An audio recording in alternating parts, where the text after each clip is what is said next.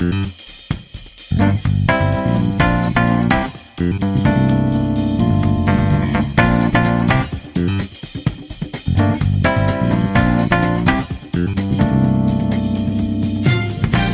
e senhores, bem-vindos ao nosso primeiro podcast. É ótimo que eu falo primeiro, a gente já gravou o primeiro, mas de verdade esse é o nosso primeiro podcast, onde a gente vai falar sobre o que a gente comentou no nosso podcast número 0, que é o mercado mobile com o olhar de game designer.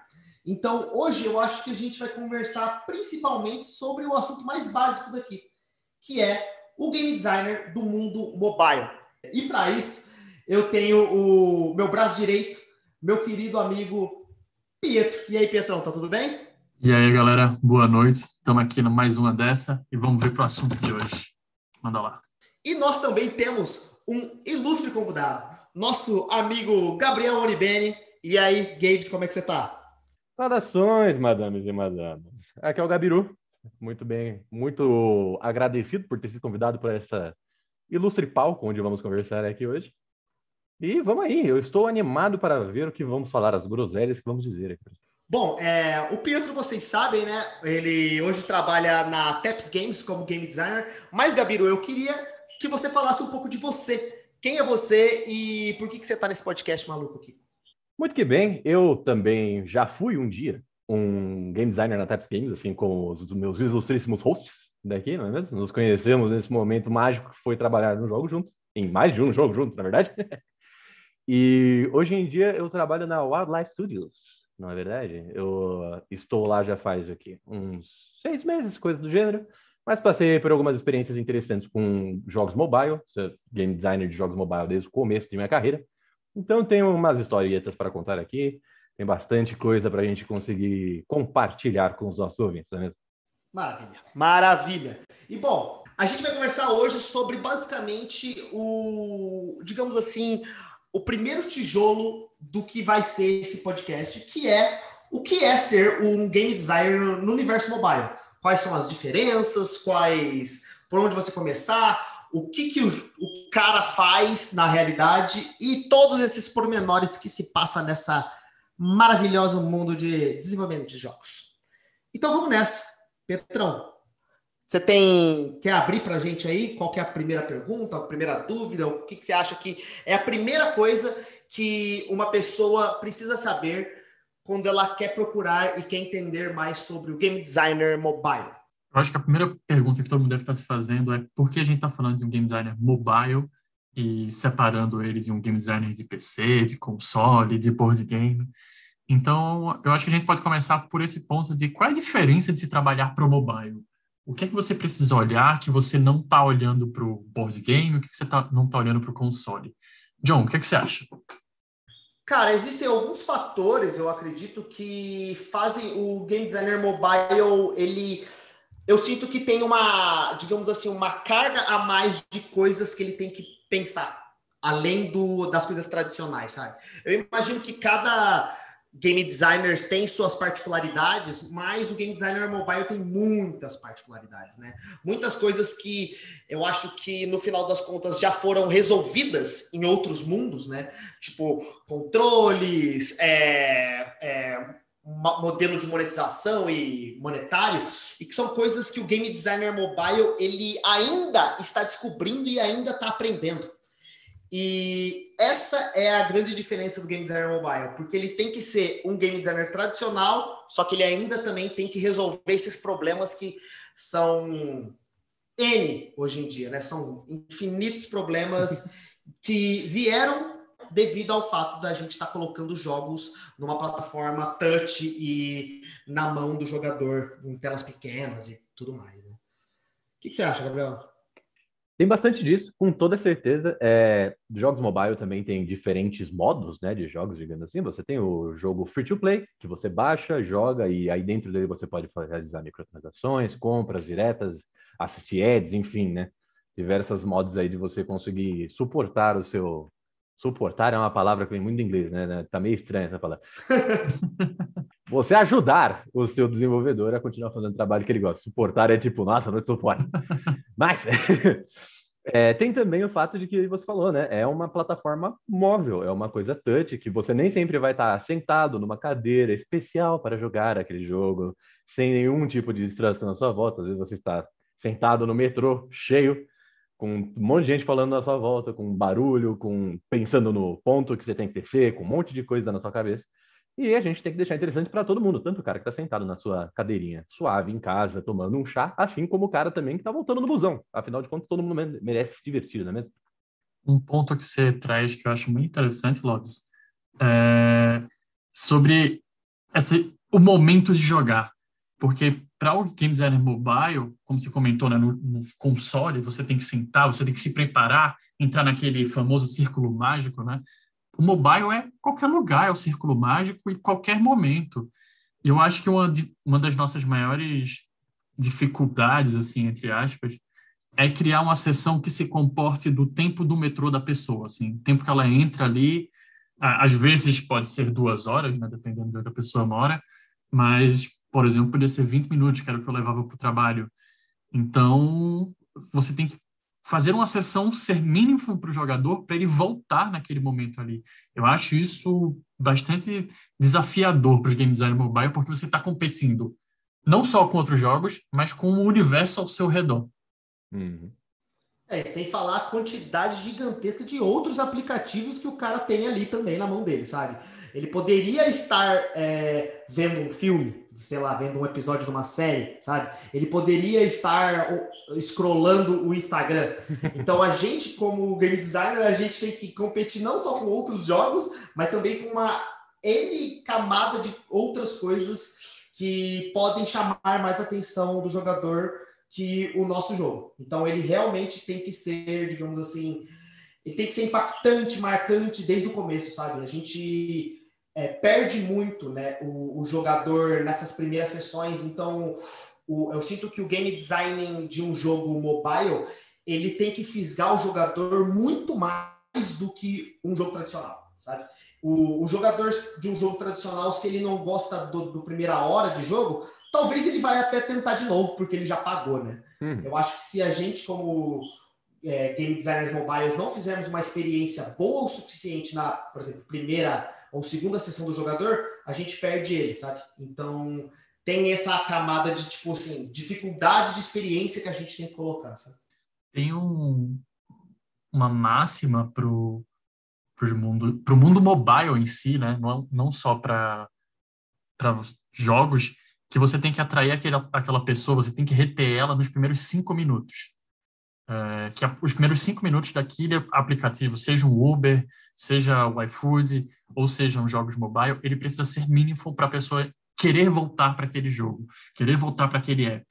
E eu acho que isso também é um ponto desafiador, porque você tem que fazer com que os primeiros 5 minutos, como o John falou, né, você jogou ali um console, você vai esperar, você vai jogar uma meia horinha, você vai jogar um tempo até você dizer, pô, beleza, tem alguns jogos que são horríveis de jogar e realmente não dá para você passar mais de 10 minutos jogando. Você só larga a mão de primeira vez. Então. Mas você tem que fazer aquela pessoa se apaixonar pelos seus jogos nos primeiros 5 minutos, porque senão ele vai para o Instagram, que ele já criou o hábito de ver aquilo e o seu jogo não é tão interessante nos primeiros 5 minutos ali, né? Malditos Reels. Sim. O Lobis trouxe que ele começou como game designer mobile. Uhum. Eu acho que esse é um ponto bem interessante. A gente tem uma indústria aqui no Brasil que está cada vez mais crescendo, mas como é que você começa no mundo mobile? O que é que você precisa saber? Como é que você chega nessa área? Lobis, como é que foi para começar, para ser mobile, assim? Eu vim com um background um pouquinho diferente de só design. Eu vim da faculdade de sistemas de informação, né, no final das contas. Então, eu comecei sendo programador, que eu acho que o nosso querido John Zera também pode falar um pouquinho sobre isso. Mesma história. Exatamente. Mas eu comecei sendo um programador diferente do John. Eu era um programador bastante medíocre e ruim no que eu fazia. Então... você acha que eu sou game designer hoje por quê, parceiro? Fugi. Exatamente. Eu fui tentar, não deu certo. Eu falei, vamos tentar outra coisa aqui. Então, na própria faculdade, eu comecei já a imaginar, ver como é que era esse mundo de criar um jogo, né? E como tudo que você começa sozinho, ou você começa sem uma instrução direta, né? Uma instrução mais formal, a minha faculdade não era voltada a jogos, não tinha nenhum curso de jogos nela, nem nada do gênero. Eu comecei vendo o YouTube e eu fui tentar fazer o meu próprio jogo. E a beleza da plataforma mobile, principalmente para quem está começando, é que é muito tranquilo de você ser autossuficiente. Uhum. Você que quer começar alguma coisa mobile, você consegue fazer o seu próprio jogo e testar no seu próprio celular. Todo mundo hoje em dia tem um celular, né? Você não precisa colocar uma barreira um pouco maior daí para frente para começar no celular. Mas, até falando um pouquinho de como foi começar o design, aí sim, já profissionalmente, dentro da plataforma mobile, é fazer uma coisa que muitas vezes é desconfortável para você, mas que vai abrir muito horizonte para você, assim como abriu para mim, que é se colocar no lugar do outro. Tente se colocar no lugar de uma pessoa que joga principalmente mobile, que não era o meu caso no começo. E eu comecei a ver esse tipo de coisa. Então, entender um pouquinho de como são os jogos, baixar jogos que você nunca imaginou que jogaria, sei lá, coisas que estão totalmente fora do seu campo de conforto, né? E começar a realmente entender o que faz de um jogo mobile, o que faz de um jogo de console, um jogo de PC, um jogo de PC. Acho que ver essas diferenças aí, como a gente já começou a falar, é um bom primeiro passo. Porque daí vai pegar a sua curiosidade, você vai começar a entender como essas coisas são feitas, e você vai começar a fazer, que é o melhor jeito de descobrir como que se faz um jogo, é fazendo, realmente. Mas o que você acha, Pedro? Cara, eu concordo 100% com o que você falou, assim, não é fácil até você entrar no mercado mobile, é muito engraçado porque eu vejo game designers júniors entrando no mercado e simplesmente querendo fazer um jogo como ele faria para Steam, como ele faria um jogo para um PlayStation. Ele queria fazer a experiência que ele aprendeu, o que levou as pessoas a amarem jogos, né?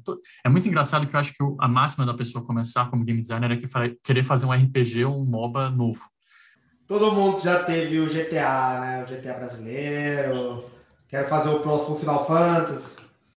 É, sim, todo mundo já tentou, né? Exatamente. O GTA brasileiro é sensacional.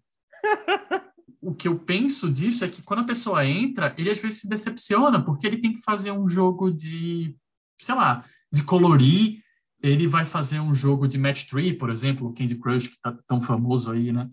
E não é as experiências que você tá tão esperando, o game designer júnior, principalmente, ele tá para aquele mundo de, eu vou fazer um negócio, ou júnior, ou uma pessoa que não tem experiência, né? Eu vou fazer um jogo aqui com uma sessão que eu queria jogar. E aí cria sessões enormes. Eu acho que o principal ponto de você começar no mobile foi uma dica que você deu que foi muito boa, Gabriel, que é jogar. Eu, particularmente, sou muito jogador mobile. Recentemente, comprei um PlayStation 5, então estou vivendo mais de console. Olha lá. Olha aí. O sonho. Vivendo o sonho. Dream of the Dream, rapaz. Bom demais. Mas eu sou uma pessoa que joga muito mobile e por estar no mercado mobile também, eu me forço a jogar jogos ruins.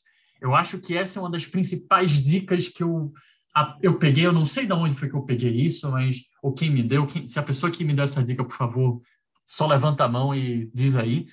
Mas essa dica foi muito boa para mim, porque você precisa entender por que você não gosta daqueles jogos ruins, sabe? Até mesmo jogos que não são a minha cara.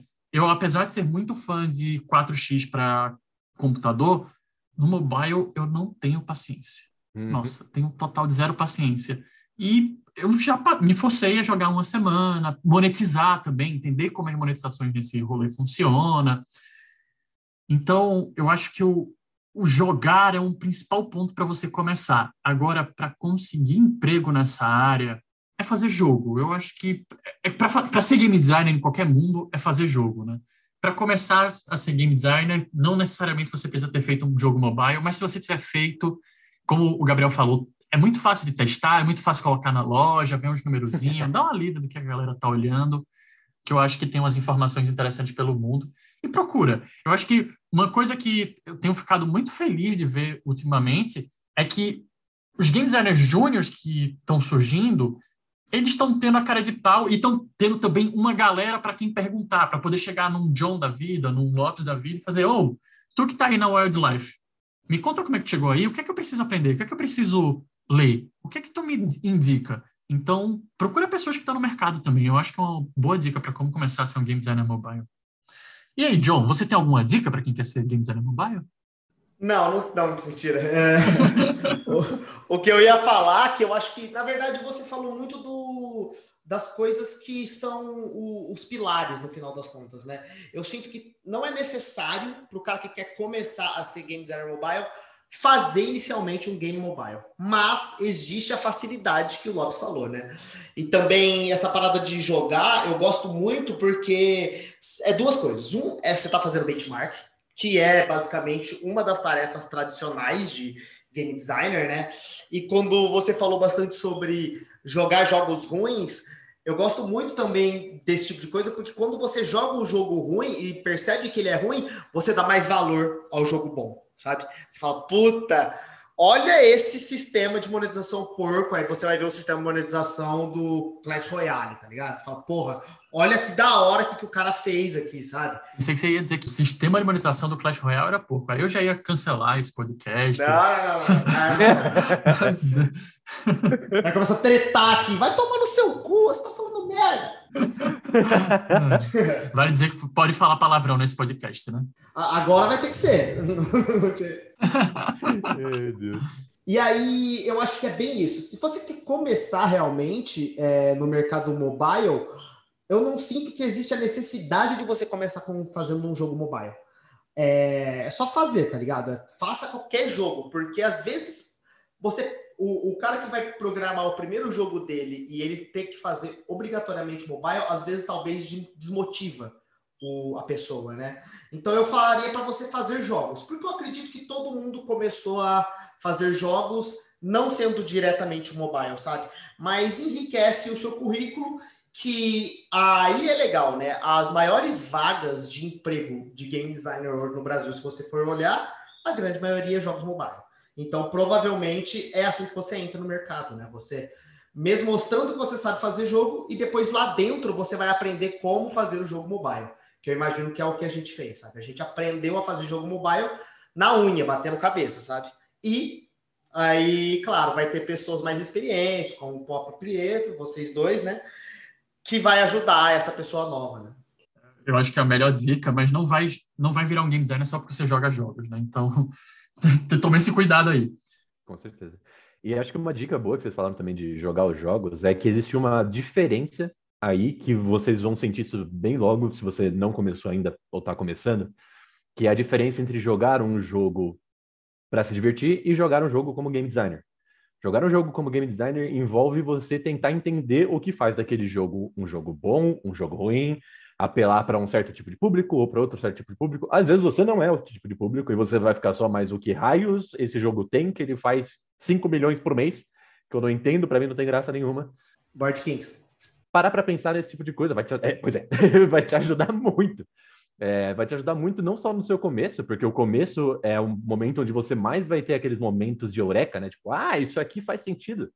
Quanto para os momentos mais profundos e mais longínquos. A gente nunca para de aprender, porque tem sempre coisa nova saindo. Então, jogar jogo com esse viés de, peraí, tá, não achei o jogo bom, achei o jogo zoado, não, como jogador, não jogaria isso aqui. Mas por que isso aqui tem gente gostando desse negócio?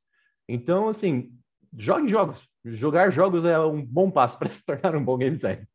Mas você trouxe um ponto que eu acho que é muito legal, e aí eu trago essa pergunta para vocês dois. Vocês conseguem jogar algum jogo hoje sem esse olhar? Cara, no final das contas, eu acho que eu sempre fui um pouquinho game designer nesse quesito, sabe? Eu sempre joguei olhando essas paradas. Olhando, porra, isso aqui não sei se é muito legal, eu não tô conseguindo entender como é que faz tal coisa. O problema não sou eu, o problema é o jogo, sabe? Eu coloco muito na minha cabeça isso, cara. Se eu não sei como eu consigo uma informação que o jogo tá pedindo, quem errou foi o jogo, não fui eu, sabe? Porque se o jogo fosse bom o suficiente, ele tinha me contado, sabe? Esses tipos de coisa que eu pensava, sabe? Então eu sinto que hoje eu trabalho e eu faço essas análises onde, puta, como é que eu faço para conseguir tal coisa? Como é que ele segura como é que ele segura a retenção do jogador, né? Então sempre eu fiz. Mas parar e, tipo assim, às vezes anotar e, tipo, puta, olha isso aqui. Às vezes o jogo é muito grande, é difícil de você saber exatamente tudo, sabe? Aí eu anoto, eu tento pensar o quão fácil ou difícil é fazer tal coisa. Então, esse olhar meio de game designer já meio que virou um padrão para mim, sabe? Que maneiríssimo. Cara, vou dizer pra você que eu tento, às vezes, desligar o game designer que existe em mim, mas é difícil. É difícil, não é um negócio tranquilo. Principalmente depois que você começa, é difícil você voltar. O passo para trás é complexo. Então, tem essa questão também. Mas é um passo que eu acho gostoso, assim, eu curto fazer esse passo, né? Porque, no final das contas, eu tô me divertindo e eu tô aprendendo no mesmo tempo, assim. Então, não é um grande problema. Atualmente, eu tô viciado em Final Fantasy XIV, eu tô jogando League of Legends, e sempre que sai alguma coisinha nova, eu fico pensando se eu faria diferente. Ou se eu faria daquele jeito, falar, nossa, isso aqui foi uma boa pegada, ou foi outro tipo de sensação, porque, né? Ter esse tipo de visão é legal. Mas é aquele negócio que muita gente fala, né? Se você trabalha com o que você ama, você trabalha 100% do tempo. Às vezes acontece, é verdade. Fazer o quê? A vida tem dessa, né? Mas ainda assim é uma coisa que eu curto. Eu não trocaria isso por nada, não. Exatamente. Sabe um bagulho que eu adoro? Changelog. Eu sou maluco por changelog. Eu adoro ver as modificações dos joguinhos. Ah, e o cara bufou tal coisa. Ah, não, ele nerfou tal objeto. Puta, eu adoro. Aí eu fico pensando, tem uns bem legais que a Riot faz isso, né? A Riot, ela coloca uns changelog gigante. Eu tava vendo os changelog do Wild Rift, cara, e é animal. Você vai ver lá o que o cara tá fazendo, e até como que eles tentaram portar o próprio jogo pro mobile, né? Que ficou muito legal. E aí você percebe ali qual foram as necessidades que os caras tiveram que tomar, as decisões que eles tiveram que tomar para conseguir fazer isso, sabe? E os changelogs mostram certinho coisas que não estavam dando certo, sabe? E eles tiveram que resolver. Acho muito legal. Eu acho release note um negócio muito massa e eu gosto de ficar lendo os release notes assim dos jogos mobile porque é muito engraçado como as pessoas colocam algumas vezes ou os emoji. Eu acho muito divertido o release note. Realmente é muito legal. Exatamente. Nossa, eu também adoro ver patch note, cara. Adoro ver patch note. De live games, assim, tipo, o League of Legends é muito legal, mas eu gosto até de ver de jogos que são single player. Eu às vezes me perco vendo patch note de Doom. Assim, tipo, olha só, melhoraram um bagulho aqui. Deixa eu tentar quebrar como era antes, sabe? Eu sou desse. Mas isso aí, não façam isso em casa, crianças, não tentem quebrar os joguinhos, mas às vezes é divertido querer quebrar os joguinhos. Então, às vezes façam, sei lá. Eu vou deixar aqui o não façam isso em casa, mas se quiser também pode. Agora eu queria entrar num ponto polêmico. Mercado mobile, free to play, porque normalmente quando a gente fala do mobile, a gente está falando do free to play. E aí a gente entra no ponto de monetização. Porque, esse jogo é cheio de ad, porque não precisava de ad, isso é muito caro. Pay to win. Então pay to win. E as pessoas não pensam que as empresas precisam pagar conta, que tudo devia ser de graça. E aí, a minha primeira pergunta é realmente polêmica para vocês. Vocês sofrem tendo que fazer uma monetização, assim, tipo, putz, eu vou botar isso daqui para pagar? Vocês ainda estão nesse lugar ou vocês mudaram o pensamento? Não sei. De verdade, eu nunca sofri muito, para falar a verdade, porque eu sempre coloquei para mim que é um teste. E a gente está fazendo tudo isso aí para melhorar a experiência do jogador, sabe? Eu sinto que, tipo, se o jogador fala para mim que o meu jogo é pay to win, ou que o meu jogo tem coisas demais que tá forçando ele, talvez é porque eu não fiz uma experiência tão boa para ele, sabe? Aí eu jogo a culpa no game designer, sabe? Se o game designer fez uma parada e os jogadores estão reclamando, às vezes a culpa é que a experiência não tá tão boa, sabe? A experiência do como o cara tentou linkar todas as features para fazer com que a monetização seja concisa não foi bem feito, sabe? Então eu nunca tive dor de puta, vamos apertar aqui para ver o que acontece, sabe? Porque eu sempre acho que são testes para tentar fazer uma experiência melhor para o jogador. Claro, eu poderia sim dar hard currency para todo mundo e eles terem uma experiência todo mundo incrível. Mas eu vou muito daquele negócio onde a gente entrega um jogo 100% para o jogador e se ele quiser ter um jogo 150%, ele compra, sabe? Antes do Lobby responder, eu vou lançar uma bomba para ele, assim. Eita, nós. Mas logo na minha vez? Porque o Joe, o John, ele comentou sobre alguns jogos são pay to win e tal. E você trabalhou num jogo de um coelho famoso. De um coelho famoso. De um coelho Aham. famoso. É um coelho que joga basquete. O coelho que joga basquete, exato. Vamos deixar assim. E esse jogo, ele tem muito de você pagar e tal. E eu acredito que você devia receber alguns comentários que esse jogo é pay to win. Nossa, tá muito caro, muito difícil conseguir esse personagem aqui. Mas as pessoas continuam jogando esses jogos. Então, eu queria lançar essa bomba para você. Será que ser pay to win é tão ruim assim? Então, ainda bem que eu já estava aqui com o meu kit de defuse, porque eu ia falar exatamente sobre isso. Porque qual que é a ideia, né? O pay to win é uma visão, eu não sei vocês, mas o primeiro contato que eu tive com pay to win, a ideia do pay to win, foi lá atrás, na época de MMO, da RPG, quando Uhum. você estava jogando seu Ragnarok, seu Grand Chase, seu Gunbound, seu Tibia, né? Essas coisas mais clássicas, assim, e só você brasileiro que já foi na Lan House, lembra? Porra, saudades. Que nessa exatamente, que nessa época você tinha o seu boneco e você poderia melhorar o seu boneco se você desse uma grana ali para os desenvolvedores, e isso às vezes podia fazer com que os seus parceiros, ou até você mesmo, caso os seus parceiros fizessem isso, sentissem um pouco diminuídos porque você passou na frente deles com o dinheiro. E isso meio que se manteve até hoje, principalmente em jogos free-to-play. Isso acontece em jogos outros, tipo Call of Duty, que não são free-to-play, mas acontece de você vender armas, etc. Microtransações. Microtransações existem em vários tipos de jogos.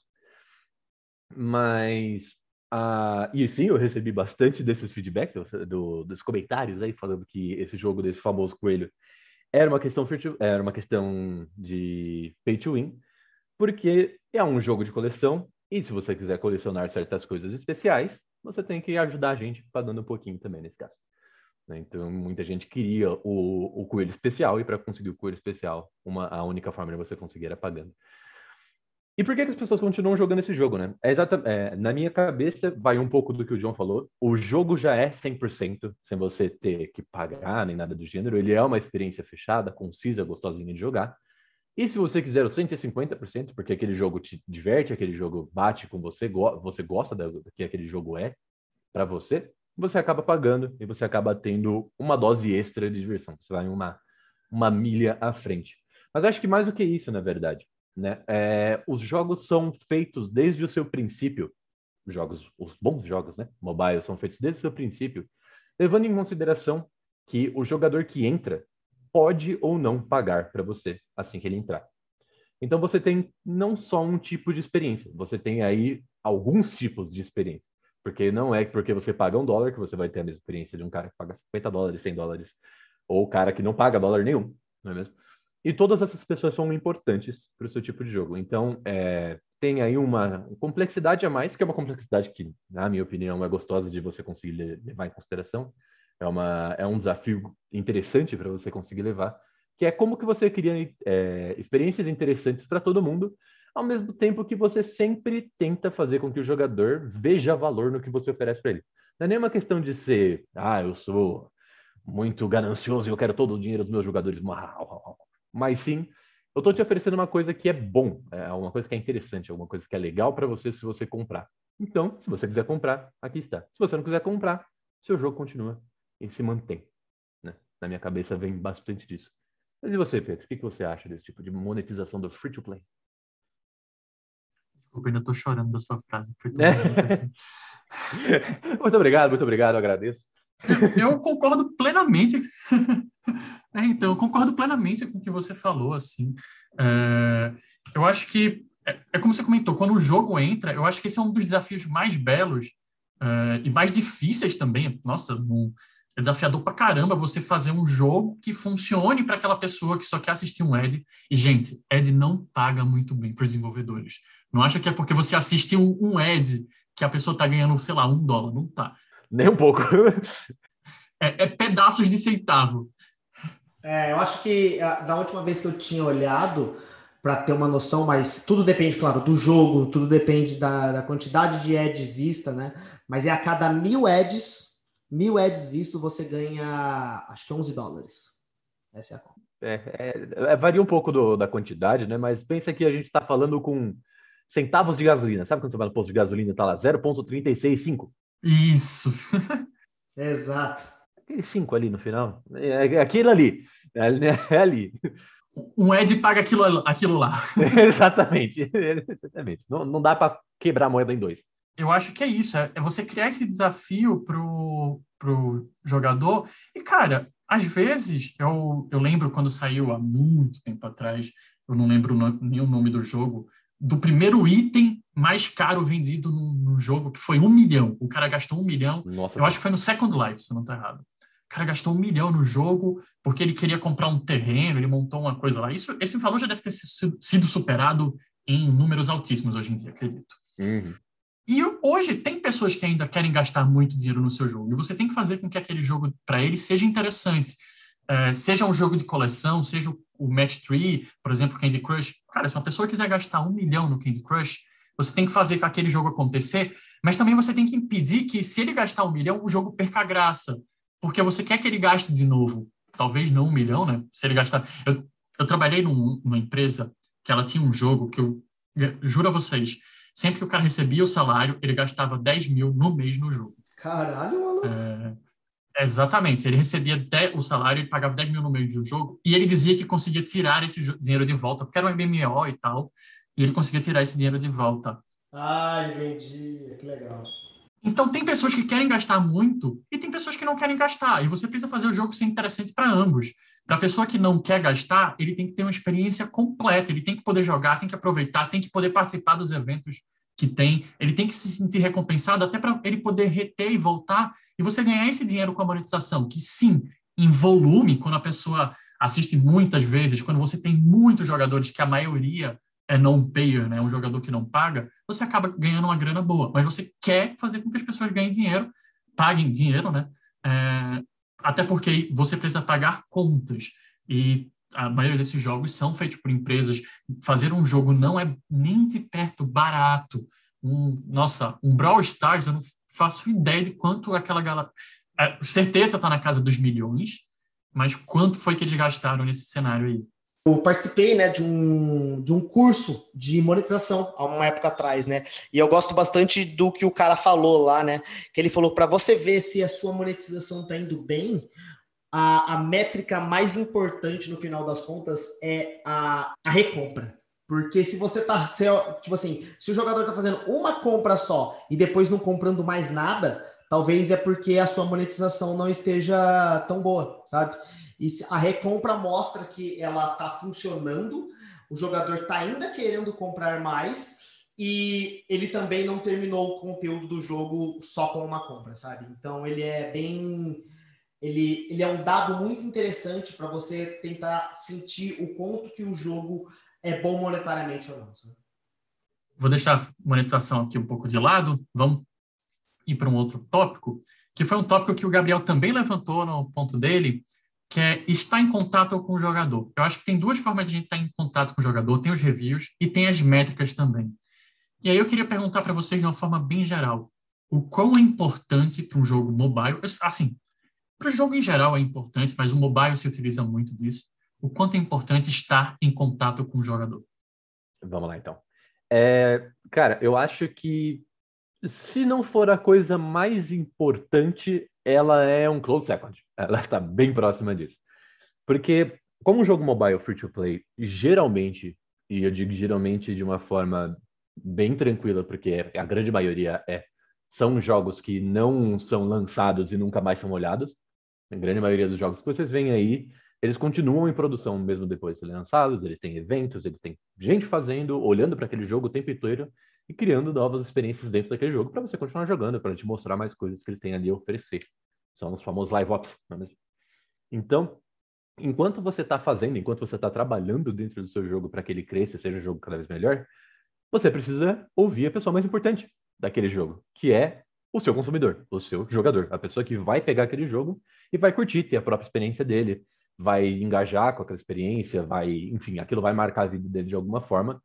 Então, você entrar em contato com o seu jogador, você entender o seu jogador, e você entender principalmente o que ele quer, o que esse jogador busca dentro de um jogo, porque nem todo jogador vai ser o jogador perfeito para você, nem todo jogador vai ser o jogador perfeito para o seu jogo.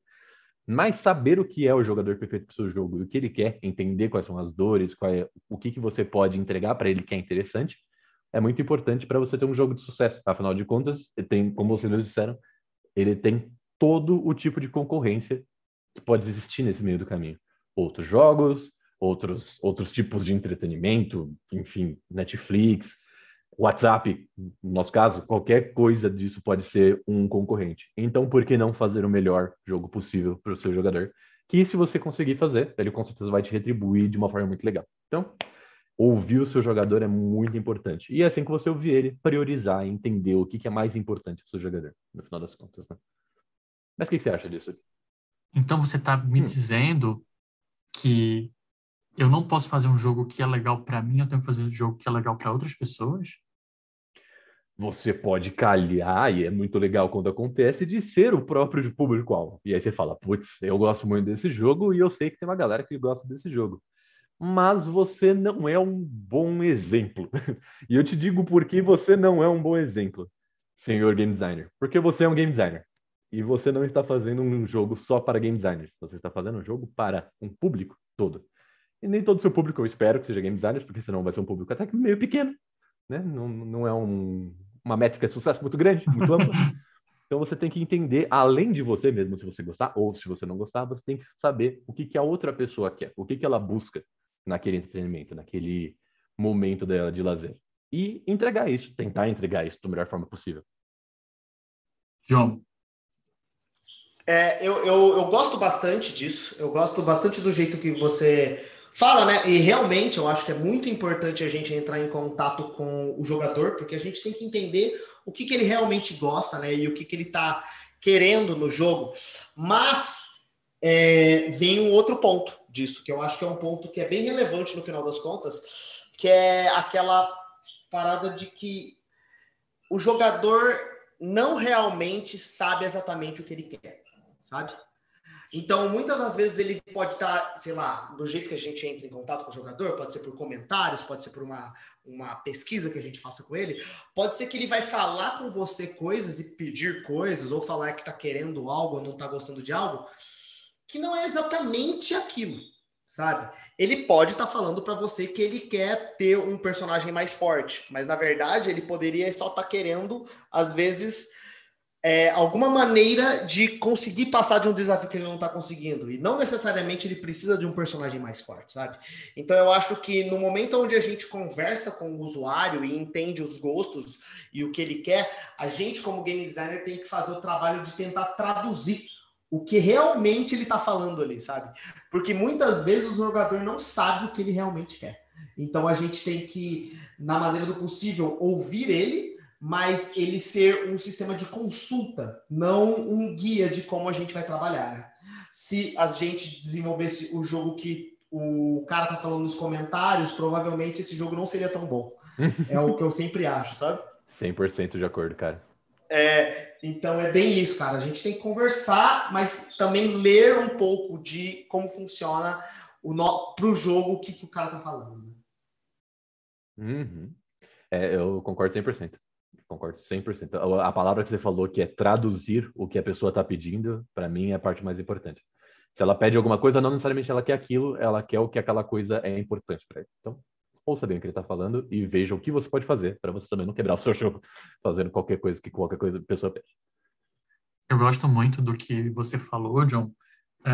E eu acho que vocês me deram 2 gatilhos que mexem muito comigo. Eu acho que nesse ponto de traduzir e entender o jogador me bate muito em psicologia do usuário, né? Eu acho que a gente pode ter um podcast à parte só sobre isso, assim, até trazer pessoas que são especialistas nisso, mas conhecer como um ser humano funciona, entender os mecânicos, os gatilhos que faz aquela pessoa voltar e por que ela volta. Não é só conhecer, tipo, beleza, ele gosta de piratas, e aí, vou fazer um jogo de piratas, é isso? Não, você precisa entender o que é que faz ele voltar, o que é que move a pessoa. Eu acho isso, para mim, é o que mais me move no game design. Eu sou fascinado por esse ponto.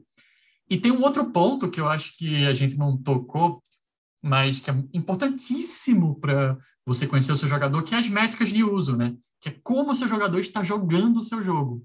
Como é que ele está jogando no dia 1, até que nível ele está chegando. Realmente conhecer o seu jogador a você ponto de dizer, olha, meu jogador, eles normalmente têm tantos anos de idade, eles, quando jogam nossos jogos, eles passam 5 minutos jogando o nosso jogo. E essas são informações importantíssimas para você também saber onde seu jogo está quebrado, né? Tipo, poxa, no meu tutorial, sei lá, 40% dos meus jogadores saem. Então tem um problema aqui. Então preciso conversar mais com meus jogadores ou investigar mais esse problema, né? Ir mais profundo. Beleza, ele sai no tutorial, mas o tutorial é um negócio grande. Onde mais ele sai no tutorial? Onde tem a maior queda? Por que tem essa maior queda? Vamos investigar. Será que tem conjunto, uma coisa com outra? Quais são? O que é que a gente fez nesse tutorial? Eu acho que conhecer esse jogador nesse nível também é um negócio que não só é importantíssimo, como é cobrado que você saiba hoje como game designer, né? Quanto mais você for conhecer do mundo mobile, mais te cobram isso. Eles sempre fazem, né, nas entrevistas, perguntam sobre quais as key metrics que você olha. Então, esse é um ponto muito interessante. Vocês têm algo a acrescentar sobre isso? Eu acho que no final das contas é bem aquele sistema que a gente comentou no primeiro podcast que a gente gravou, que no final das contas o mundo mobile trabalha muito olhando para as métricas, né? Trabalha muito como se fosse um produto que vai sempre ser melhorado, né? E para a gente entender realmente quais são os problemas, para a gente depois melhorar eles, é exatamente isso que o Pietro falou de olhar as métricas de em que momento o jogador está parando de jogar o nosso jogo, em que momento o jogador está fazendo uma compra, aonde a gente pode mexer no balanceamento de uma fase para deixar uma experiência melhor para ele, sabe? Para ele talvez sentir que foi uma vitória mais gostosa, né? Ou tenta fazer uma experiência mais recompensadora para ele. Então são esses key metrics que a gente tem sempre que olhar, né? E o mundo mobile trouxe isso muito à tona, né? Que faça com que a gente dê apoio para o game designer fazer um melhor design, no final das contas. E tem uma coisa até que eu gostaria de adicionar também, que muitas vezes, para o que o seu jogador faz, não é necessariamente ouvir o que ele está dizendo. São coisas diferentes. Às vezes é você olhar no jogo como ele age. Muita gente pede uma coisa, quando ele vai jogar o jogo, ele age de outra forma completamente diferente. E às vezes é o que você esperava, às vezes é o que você quer. Porque como game designer você vai trabalhar com sentimentos negativos, como frustração, em levels difíceis, como desejo por coisas novas, que daí você pode trabalhar na monetização. Então muitas vezes isso leva à reclamação, né?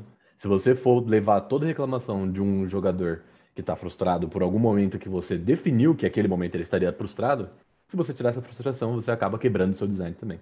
Então veja o que eles fazem, não só o que eles falam. Também é importante.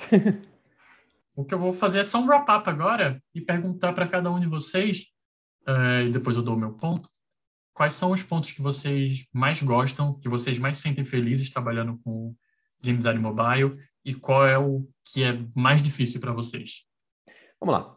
Eu acho que o ponto mais fácil, e quando eu digo mais fácil, não é o que é simples de fazer, e sim o que eu mais gosto de fazer, né? O que me deixa mais feliz de fazer, é realmente a criação de features, né? Criar modos de jogo, modos de interagir com o jogo, modos de criar novas experiências para o jogador, né? Então eu gosto bastante dessa parte de desenvolvimento do sistema do jogo e como essas coisas se conversam entre si. Afinal de contas, um jogo mobile pode ter, e geralmente tem, diversos tipos de interação, diversos momentos de interação. Eu gosto muito dessa parte de como a gente pode fazer isso aqui o mais legal possível. Eu curto pra caramba essa parte. Ela é complexa, ela tem um monte de coisinha muito por menor para ver, mas definitivamente é a coisa que eu gosto mais de fazer. E a parte mais difícil. Ou mais complicado? O que é no seu dia a dia dói, assim? Eu acho que a parte mais dolorida para mim é definitivamente level design em geral. Tipo, criar coisas que são espacialmente agradáveis e interessantes para o jogador, né? Eu já passei por level design de muitas formas diferentes dentro da história mobile, desde um level design de itens dentro de um container a ser vendido para um leilão, até level design aéreo espacial, onde você tem que ver tudo por cima. Então, muito diferente uma coisa para outra, e é o que eu tenho mais dor para conseguir fazer, ainda que é um desafio interessante, é o que eu mais bato a cabeça na parede até sair alguma coisa. Definitivamente. São essas duas partes aí. Mas ainda assim é gostosinho, é legal. E você, João Zera? Cara, é interessante o que você falou, porque eu não fujo tanto assim de como você também acha, sabe? Eu acho que as duas coisas que eu mais me divirto são a criação de novas features, né? Ou a iteração em cima de features que já existem, né? Vamos melhorar aquilo ali, sabe? Vamos fazer esse negócio que está fazendo uma experiência X, fazer a experiência ser 2x, sei lá, sabe? Fazer uma experiência melhor com as ferramentas que a gente ainda tem. Eu gosto muito de trabalhar com limitação. Então, limitação de tempo, limitação de escopo. Então, eu gosto muito de tentar criar com um curto período de tempo ou com menos tempo para desenvolvimento, uma coisa o mais legal possível, sabe? E eu gosto muito disso e eu gosto também de tentar fazer aquilo que a gente faz, que é pegar todas essas features novas ou a melhora dessas features e fazer elas todas se amarrarem, que é tipo fazer todas as features se conversarem. É como se fosse fazer um game designer meio classudo, sabe? Onde tudo tá conversando e não tem nenhuma ponta solta. Eu acho que essa é a parte que eu acho mais legal, sabe? E eu acho que a parte mais difícil também é isso, no final das contas, né? Tentar fazer um game designer onde tudo se conversa e não existe nenhuma ponta solta, não tem nada que não está lá por nenhum motivo. E também fazer tudo isso, ainda conversar com o nosso sistema de monetização, que a gente sabe que é complexo, de passar uma experiência que o jogador se sinta agradável, é a parte mais difícil, sabe? A parte numérica, né? A parte do balanceamento fino das planilhas, é a parte que eu mais tenho dor, mas é também uma das partes que eu acho mais legais de quando dá certo, sabe? E você, Petrão? O que você acha? Eu vou ser mais fofinho, porém psicopata. Eu gosto muito de ver o jogador com o jogo em mão, assim. Então, eu sou muito fascinado em ver o jogador se divertindo com algo que eu criei. Eu acho que, para mim, a coisa que me deixa mais feliz com game design é isso. É o que me fez me apaixonar pela profissão, assim. É ver um jogador, uma pessoa que, não importa se é uma criança, se é um adulto, se não é no jogo que eu jogaria, uma pessoa jogar. E, para isso, é entender como o usuário funciona, né? Então, estudar a psicologia das pessoas, entender como cada gatilho afeta a pessoa aqui e ali, como eu posso utilizar dessa ferramenta para fazer a pessoa voltar no dia seguinte, disso, daquilo, criar um sistema mesmo que funcione, que se encaixe, para mim é muito interessante, mas isso me torna um psicopata porque eu fico estudando pessoas. Mas Acho que todo game designer é meio psicopata nesse caso. sim, com certeza. Se não for, eu acho até problemático. Mas os game designers são boas pessoas. Aqueles que não são boas pessoas, normalmente eles estão fora do mercado. Fica uma dica aí, seja uma boa pessoa. Eu acho que o mais difícil para mim... é complicado essa pergunta, o mais doloroso, assim. Então, leva uma reflexão aí. Então, é foda. Faço perguntas difíceis para mim mesmo. Eu tenho que levar isso para terapia, talvez. Mas eu acho que é tomar decisões pouco informadas. Eu sou uma pessoa que, para mim, é muito importante que as minhas decisões elas sejam baseadas em alguma coisa, e seja essa coisa uma decisão de game design, sabe? Poxa, nossos pilares do jogo são isso, ou nosso usuário falou isso daqui. Mas quando eu simplesmente tenho que tirar uma coisa da cartola, do nada, assim, sem muita informação, para mim isso é difícil e doloroso, porque eu me sinto inseguro com o que eu estou colocando no mundo. E essa insegurança, eu acho que é o que mais me pega como game designer. Eu não sei vocês, mas eu sinto muito de vez em quando aquela síndrome do impostor, de tipo, eu estou fazendo isso daqui, e quando eu não tenho essas informações, eu sinto que eu estou mentindo, sabe? Que eu não estou mandando bem naquela resposta. Você está enganando, né? Então, isso para mim parece que é o mais difícil. Eu sinto até que ter síndrome do impostor é um pré-requisito para ser um game designer. Eu acho que eu não conheço um que não tem. É muito difícil. Porque, no final das contas, é você criando coisa, né? É uma sensação muito única. Não, artistas me desculpem, porque eles também estão criando, mas quando você coloca uma arte no mundo, é muito fácil as pessoas...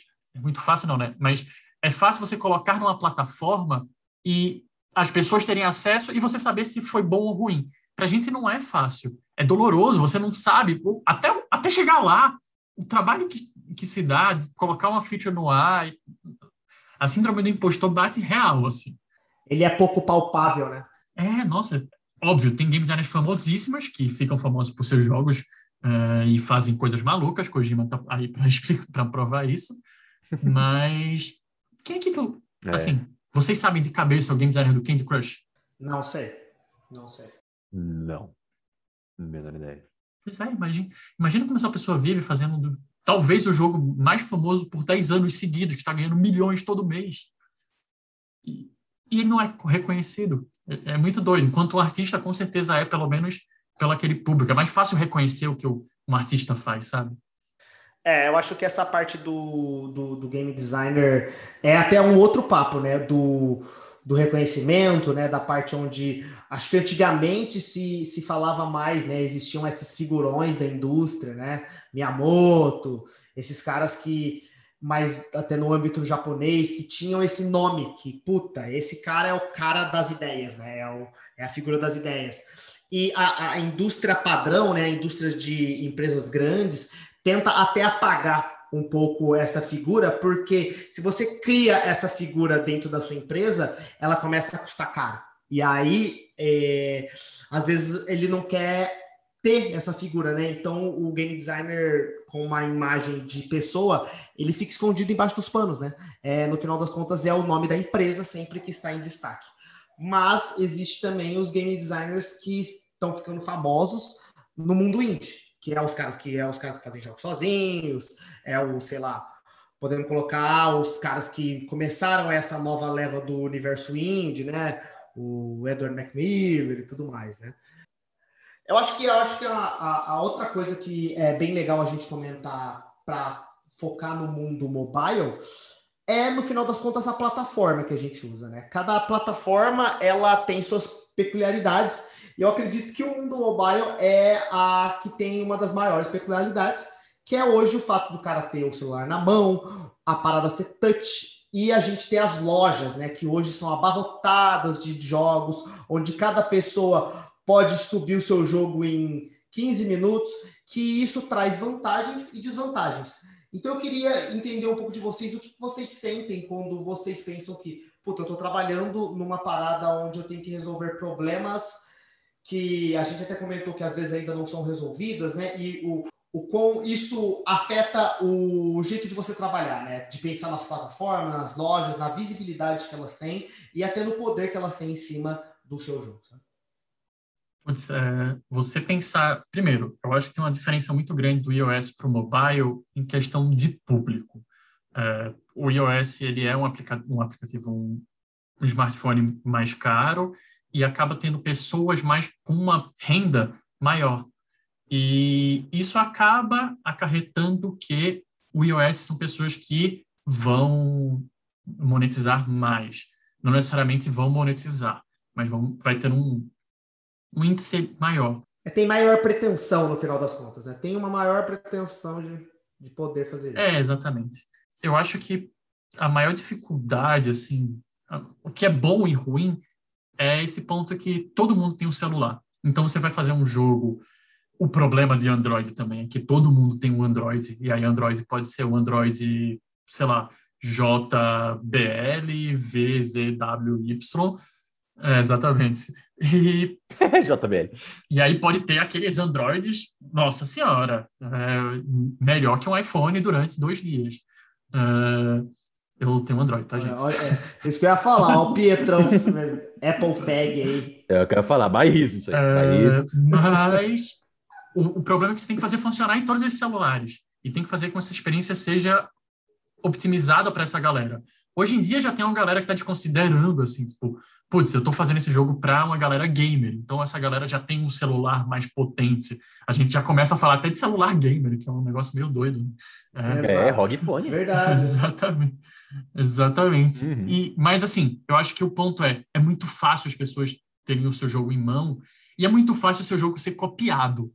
E é muito fácil ter uma versão diferente, uma versão nova. Quantas e quantas vezes você já não viu cópias e cópias de jogos parecidos? Candy Crush tá aí para provar quantos match 3 existiram, né? Então, é muito massa e eu acho que o único ponto, eu devo ter falado muita baboseira agora, assim, porque eu Eu realmente acho isso um negócio massa, porém complicado.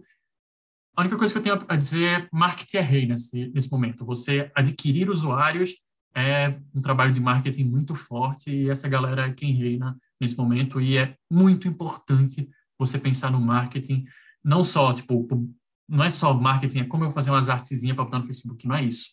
É um trabalho de aquisição de usuário, tem umas contas aí muito malucas que tem que ser feita, então esse ponto, aí eu digo para você começar a ler, escutar, por exemplo, The Constructor of Fun, que a galera vai falar bastante disso. Uhum. Até puxando uma parte do que você falou, de celulares diferentes, né, pessoas diferentes, eu acho que é muito sobre isso. Quando você faz um jogo para mobile, você está sempre pensando numa miríade de coisas, e quer queira, quer não, aquela pessoa que está tentando fazer um jogo para todo mundo acaba fazendo um jogo para ninguém, porque não é especial para ninguém. Quando não é especial para ninguém, não chama a atenção de ninguém. A vida tem dessas, não é mesmo, sério? Somos pessoas diferentes e nós buscamos essas coisas diferentes. Então, acho que, para mim, essa é uma das coisas mais interessantes de dentro do mobile, que eu gosto bastante, que eu gostaria de ter uma experiência em outro momento fora do mobile, mas que eu imagino que sentiria falta disso, que é você definir o seu público-alvo, você entender quem é a pessoa que está te jogando, porque todo mundo tem um celular, tem mais esse número de celulares em São Paulo do que tem gente, porque tem muita gente que tem 2, 3 números. Então, tem literalmente mais celular do que pessoa, cara. Tem muita. O mar é muito vasto, e tanto quanto tem gente, tem aplicativo de gente. Tem muita coisa sendo feita ao mesmo tempo. Então, olhar para esse oceano de coisa que está acontecendo ao mesmo tempo e definir o que você quer fazer, aonde você quer chegar, como você quer chegar, é um passo muito interessante como game designer. E é uma coisa que você vai pensar muito mais como um game designer mobile. Não estou dizendo que um game designer de PC ou de console não pensa no seu público-alvo, pensa sim, mas pensa de modos muito diferentes, né? Porque você está pensando num nicho um pouco mais fechado e está muito mais acostumado a ter aquele tipo de jogo, se você não estiver fazendo uma coisa muito quebradora de paradigmas, dentro do seu próprio console, dentro da sua própria plataforma, né? Enquanto no mobile, tudo é jogo, tudo pode acontecer, de quem pegar primeiro, e é por isso que, como o Pedro falou, marketing e vender o seu jogo para as pessoas certas, do modo certo, é tão importante, né, no final das contas. E é foda nisso daí, porque o console, ele existe e ele funciona ali. Tem o hardware ali, é único. Assim, beleza, tem o PlayStation Slim, PlayStation Pro, mas ele é único. O base é único. E Android, de forma alguma, é único. É um negócio... É uma zona, na real, né? Não. E eu acho que o Gabriel trouxe um ponto que é... Beleza, mas... No console, eu vou fazer marketing para a galera que quer jogar o novo Street Fighter. Mas quando eu vou fazer o novo jogo Pietro é Legal, eu tenho que fazer um marketing para a galera que está na Rússia diferente para quem está na Coreia. Não vamos nem falar no Oriente, que o Oriente já é outro cenário mobile. Até. Outra vida. Mas para quem está nos Estados Unidos, e eu tenho que colocar, talvez, uma tradução para a galera na Rússia, mas eu tenho que entender se vale a pena eu colocar a tradução para a galera que está na Rússia. São 1001 coisas que você tem que pensar porque todo mundo tem acesso ao celular. Muito massa, muito massa. Eu acho que mais é aí perguntar para os ouvintes também, se alguém tiver alguma dúvida sobre a entrada, né, que foi basicamente o tópico principal desse podcast. Eu tô aberto aí a conversas, me achem aí que a gente conversa. Porque afinal de contas falou bastante coisa, mas sempre existem dúvidas. Então, por que não ajudar quem tá começando, não é mesmo? No final das contas, a gente fala as coisas só mais para abrir os gatilhos das pessoas depois procurarem mais sobre os assuntos, né? Exatamente. A gente, quer queira, quer não, passa um pouco superficialmente pelas coisas, mas estamos aí para trocar mais ideia até pelos próximos podcasts que a gente vai fazer. Estamos aqui para começar o comichãozinho que você está sentindo atrás da sua orelha neste momento, que daí vai te levar a lugares incríveis. Bom, então eu queria primeiramente agradecer ao meu querido amigo Pietrão. Valeu, Pietro, por mais um podcast gravado. Nós em breve temos aí no próximo. E também agradecer meu querido Gabrielzinho por participar com a gente nessa primeira gravação, cara. Valeu demais. E se você quiser divulgar alguma coisa aí, falar mais sobre você, manda bala. Eu que agradeço muito pelo convite. Curto bastante podcast. Quem quiser me ouvir essa voz aveludada em outros podcasts também, eu faço um podcast de RPG, onde a gente joga e sonoriza RPG de mesa. Então, se você é dessa vibe, se você gosta do roleplaying em voz, você pode me encontrar em QuestCast, Em todas as mídias sociais nós estamos como QuestCast20. Nós estamos no seu Spotify e em qualquer outro agregador de podcast que você goste de usar.